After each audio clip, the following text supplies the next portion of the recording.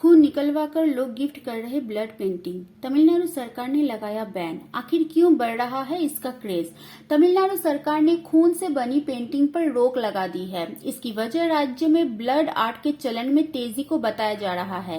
राज्य सरकार ने सेफ्टी कंसर्न से ये फैसला लिया है। इसे आप इस कहानी से भी समझ सकते हैं।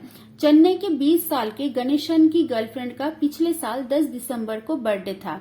गणेशन अपनी गर्लफ्रेंड को कोई यूनिक गिफ्ट देना चाहता था जिससे उसका प्यार सबसे अलग दिखे। इस दौरान उसके एक दोस्त ने उसे ब्लड आर्ट के बारे में बताया, एक ऐसी पेंटिंग जिसमें आप अपने खून से अपने किसी भी करीबी की तस्वीर बनवा सकते हैं। नमस्कार, मैं हूं अर्पिता चक्रवर्ती और आप देख रहे हैं नजर टुडे। गणेशन को ये आइडिया काफी यूनिक लगा। वो चेन्नई के एक ऐसी ही स्टूडियो में गया। यहाँ पर गणेशन ने A4 साइज की पेंटिंग बनवाने के लिए 5 मिलीलीटर खून दिया। तमिलनाडु में गणेशन की तरह ही सैकड़ों मामले सामने आए हैं जिसमें लोग अपनों के लिए खून से पेंटिंग बनवा रहे हैं। तमिलनाडु सरकार ने ब्लड आर्ट पर आखिर रोक क्यों लगाई है?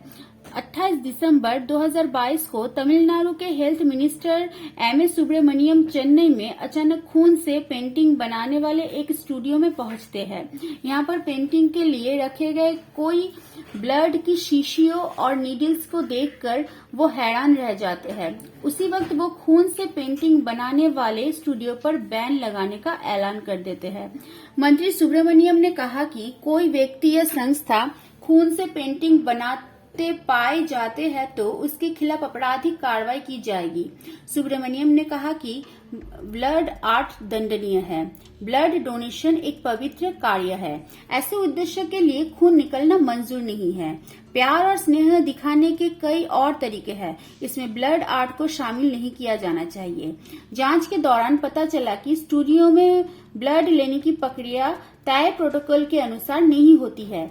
यहाँ एक ही नीडल यानी सुई को कई लोगों का ब्लड निकलने के लिए यूज होती है। इससे आम लोगों में इन्फेक्शन फैलने का खतरा हो सकता है।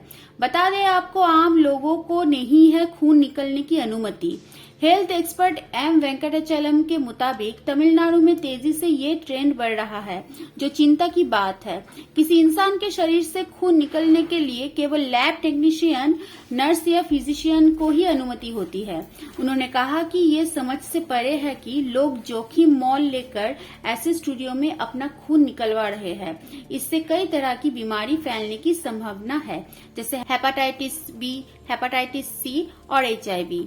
ऐसा इसीलिए क्योंकि ये वायरल ब्लड और शरीर के अन्य तरल पदार्थों के माध्यम से ही दूसरे इंसान के शरीर में प्रवेश करते हैं। आगे आपको बता दें, दिल्ली में एक संस्था खून से बनाती है देशभक्तों की पेंटिंग। दिल्ली की एक संस्था शहीद स्मृति चेतना समिति अपने सदस्यों द्वारा दान किए गए खून का इस्तेमाल देशभक्तों की पेंटिंग बनाने के लिए कर रही है। रविचंद्र गुप्ता नाम के रिटायर्ड स्कूल प्रिंसिपल ने इस संस्था की शुरुआत की थी। ये संस्था अब तक 250 से ज्यादा ब्लड पेंटिंग बना चुकी है। यहाँ बने ब्लड पेंटिंग देश भर के संग्रहालयों में ले जाए जाते हैं। इस संगठन के प्रमुख प्रेम शुक्ला का कहना है कि संगठन के सदस्यों से ब्लड लेने के लिए वो सभी नियमों और मापदंडों का पालन करते हैं। उनका कहना है कि लोगों में देशभक्ति जगाने के लिए ऐसा किया जा रहा है। प्रेम शुक्ला ने कहा कि तस्वीर खून से बनी हो तो लोग इसमें अधिक रुचि लेते हैं। इसकी वजह से ये है कि खून भावनाएं पैदा करता है। खून लोगों का ध्यान खींचने और वफादारी का सबसे अच्छा माध्यम है। एक इंटरव्यू में समाजशास्त्री संजय श्रीवास्तव ने बताया है कि खून लोगों का ध्यान खींचने का सबसे बेहतर माध्यम है। भारत में खून को वफादारी का सबसे अच्छा मानक भी माना जाता है। इतना ही नहीं, महिलाओं ने महावाही को लेकर लोगों में जागरूकता फैलाने के लिए अपने खून का इस्तेमाल किया है। 34 साल पहले बंगाल सरकार ने जनता से की थी खून बेचने की अपील। 34 साल पहले यानी 1988 की बात है। पश्चिम बंगाल में इस वक्त मार्क्सवादी कम्युनिस्ट पार्टी की सरकार थी। राज्य में पावर प्लांट लगाने के लिए केंद्र सरकार ने राज्य को पैसा देने से मना कर दिया। इसके बाद बंगाल की कम्युनिस्ट सरकार ने अपने समर्थकों से पावर प्लांट बनाने के लिए खून बेचकर पैसा जुटाने की अपील की। देखते ही देखते बड़ी संख्या में पार्टी के कार्यकर्ताओं ने बेचने के लिए खून जमा किया। हालांकि खून को सुरक्षित रखने के लिए उस वक्त राज्य में मशीनरी नहीं थी। इस वजह से जमा किए गए खून को नष्ट करना पड़ा। इस पावर प्लांट को बाद में बंगाल सरकार ने जापान से लोन लेकर पूरा किया था।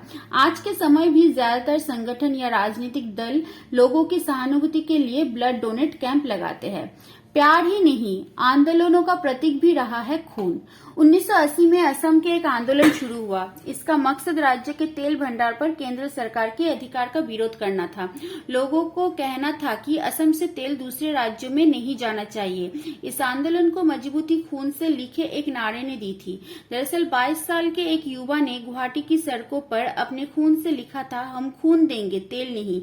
बाद में ये नारा आंदोलन में हिस्सा ले रहे लोगों की जुबान पर चढ़ गया था। ये इकलौता उदाहरण नहीं है जब खून आंदोलन का प्रतीक बना है। इससे पहले 1841 में अंग्रेजों के खिलाफ लड़ाई में लाला हुकुमचंद ने खून से पत्र लिखकर दिल्ली के मुगल सम्राट से मदद मांगी थी। लाला हुकुमचंद हरियाणा के हांसी के रहने वाले थे।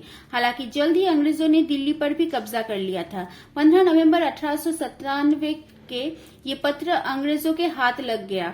इसके बाद हुकुमचंद को फांसी के फंदे से लटका दिया गया था। इसी तरह कानूनों का विरोध करने के लिए और सरकार के सामने मजबूती से अपनी मांग उठाने के लिए खून से पत्र लिखे जाते रहे हैं। फरवरी 2022 में भारतीय सेना में अहीर रेजिमेंट की मांग के लिए बदाऊं के युवाओं ने खून से रक्षा मंत्री और प्रधानमंत्री को पत्र लिखा तो ये मामला खूब हाईलाइट हुआ था। ऐसी ही तमाम खबरों के लिए बने रहे नजर टुडे के साथ।